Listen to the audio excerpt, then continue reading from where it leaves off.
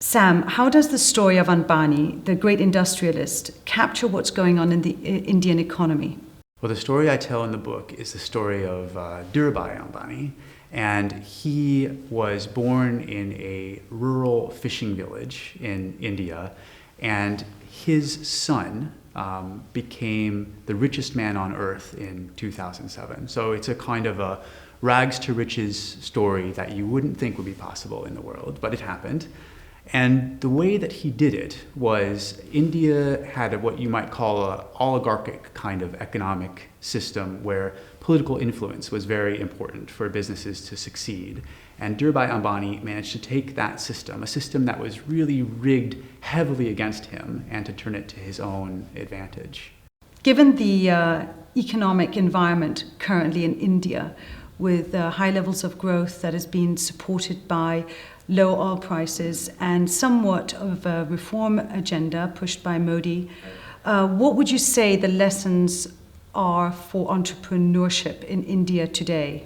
Right. Well, it seems like a very good environment right now for entrepreneurship in India, but it can be a little bit deceptive because there are sort of elements that are left over from Dhirubhai's day. Dhirubhai was born in the 1930s, and he achieved his greatest success in the early 2000s.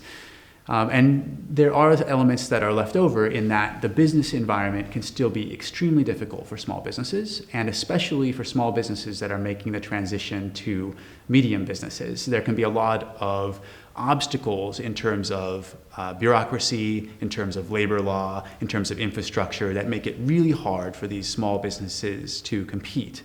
And so the kind of lesson to take away from Dhirubhai's day is one, either to avoid that by starting in one of the new sectors that are really booming now in India, and that's kind of like IT services, really booming. Pharmaceuticals now really booming, and that's what a lot of very successful Indian entrepreneurs are doing.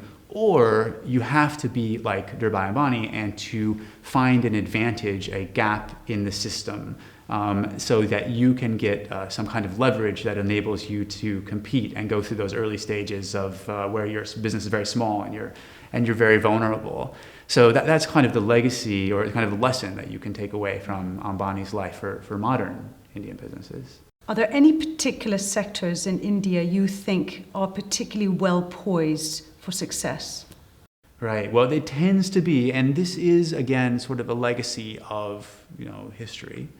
It tends to be the businesses, the sectors that are really new.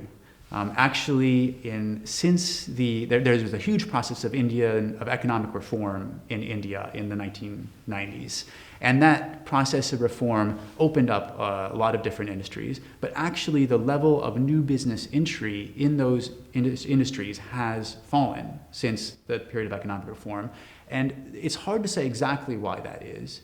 But probably the reason why that has occurred is because the business environment is very difficult in general. And so now Indian large businesses are increasingly competitive. They're facing global competition. And so if you're a small business and you're trying to come up to challenge these large businesses in this very difficult business environment, there's a tendency for you to get wiped out at the early stages. So that's what makes it so incredibly hard, and what makes it the sectors that are really thriving and the sectors that are best for India, sectors that are new, where there isn't a lot of established competition.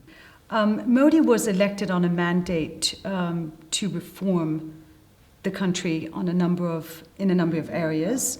Why has it been so difficult for him to do that? Well, he's faced a lot of challenges from vested interests. He did make some initial strong reforms, but now he's really come up against some hard barriers in terms of land reform and in terms of property rights reform and in terms of tax reform. But the difficulty that he has is as a legacy of the system that I mentioned, where political influence was so crucial in companies getting ahead.